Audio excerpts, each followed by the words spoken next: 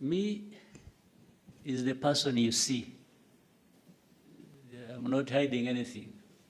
What you see in me is what I am. If you are just going by the looks or by whatever, or what I do more, I think is what may describe me than my physical looks. So I wanted to say what you see is what you get with me.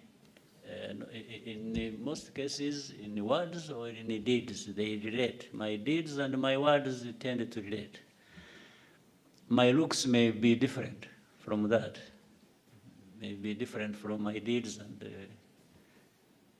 and how I think. But in any case, isn't the description of the looks also subjective? There are people who see me as through the looks as a terrible person. There might be others who say, after all, there's nothing bad looking like that. So it's subjective. But to the point you're making about tyrant or cruel, or you see, you can't be bad to that extent. Cruel or a tyrant or bloodthirsty or whatever, and hide it. It's difficult. Even if you try to hide it, there is a moment it betrays you. And that also, once it has come out or once it is not there, you register the feeling, the description, from people who have to deal with you. If I was, some of the things people have said about me or described me as, I mean, the judgment is out there, either for the people of this country or other people somewhere else. And it wouldn't just be confined to the press, because the press is full of individuals. But these individuals don't add up to a population that is as big as Rwanda's, even if Rwanda is very small. These are just individuals. 5 in France, 10 in America, 3 in China, 2 in Belgium, and so on and so forth. If you add all of them up, and they are even all negative and saying things about me, surely these can't be the people that are right and the rest wrong. But they only take advantage of the platform they have, they're able to command some voice that they put out there for people to, even people who don't know what you're talking. There are many people who even don't know about Kagame and get to know him by what a journalist has said, or one in the press has said.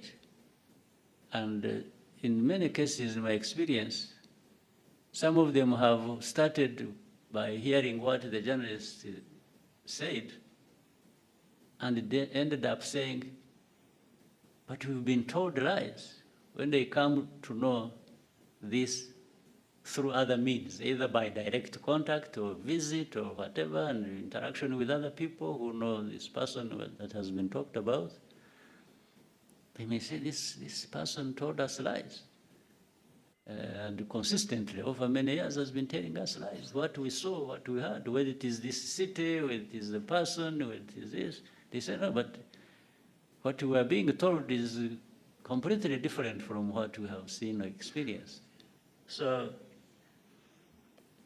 and of course, there is a particularity with the Western press, but I mean, you will find out there are things that were said about this country 30 years ago, 25 years ago, that are being repeated now, which means, according to them, nothing has changed. They talk about Rwanda, very poor population. We are poor. We are not where the developed countries are, for sure. But this poverty, the way it was in 1995, in 2000, is not the way it is in 2024. But somebody will keep writing in the press, like what we have today is the same thing as we had 25 years ago, and keep just rubbing it in. You know, even the Kagame and his looks and so on, I've been trying, in recent days, I've been trying with a smile. Maybe it's not a good smile, but I've been trying. So the Kagame you saw in 95, 94, 2000, anyway, there was no smile. There was nothing to smile about. So I didn't smile.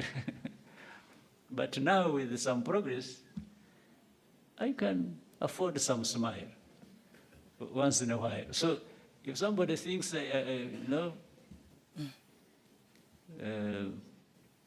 like that, I have even grown gray hair. Last time I had black, my hair was black, and now it is gray.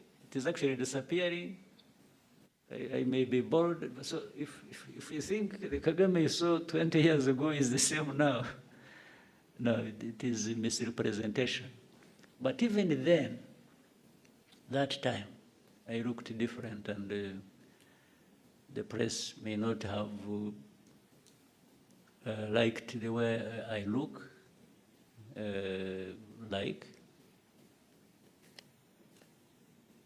but the situation that time maybe looked like that itself.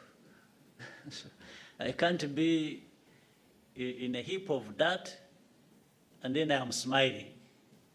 I mean, that's a lie. I would be a liar. I would be pretending. I would actually be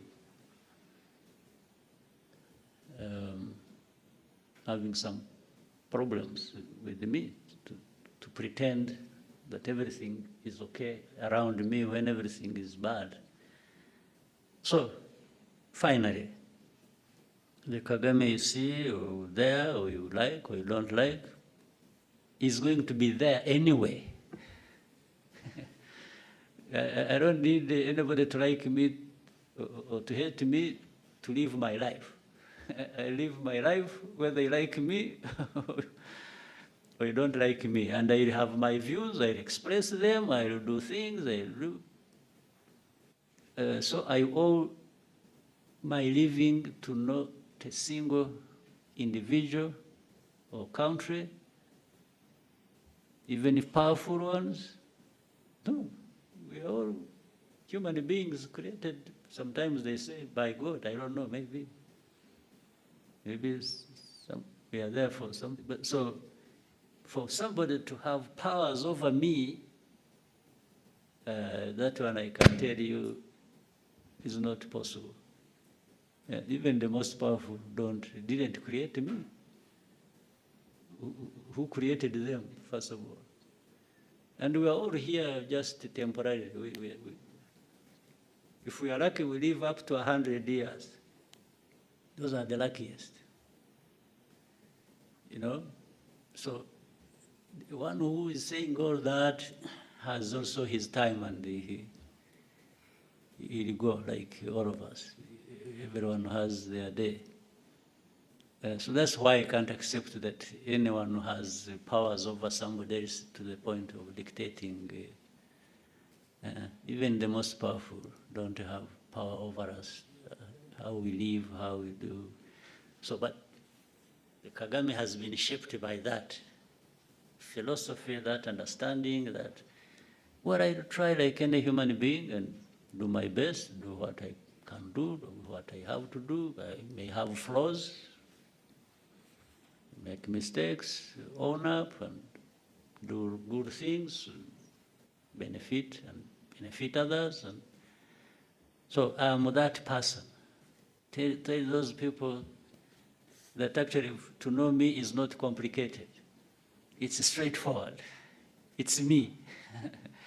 Then other things we can discuss on the side. But that was a very powerful question.